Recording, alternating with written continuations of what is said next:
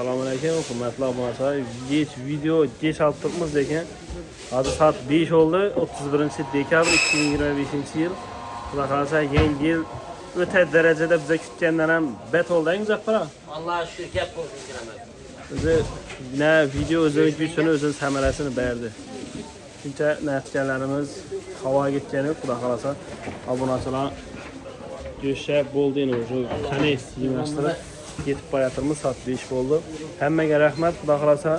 Hammangizni yetib kelayotgan 2026 yil bilan tabriklaymiz. Xudo xolasa 2025 yilda yashagan narsalar 2026 ga eshikisizlar. Xudo xolasa bayram bilan hamma shu 4 yil bozor yarmarkasi kanalini obunachilarini hammani tabriklaymiz. Xudo xolasa kelayotgan 2026 yil xayrli, omadli va barakali bo'lsin. Xudo xolasa sizlar bilan Recep Tayyip Erdo'g'an kanal admini. Endi hozir ish faoliyatimizni 3-4 kun dam olamiz. 3-4 kun dam olmasak 2026 yilda o'z ish faoliyatimizni samarali darajada boshlaymiz. Hammaga katta rahmat. Sog' bo'lsa, salomat bo'lsa, sizlar bilan xayrli bo'lsin.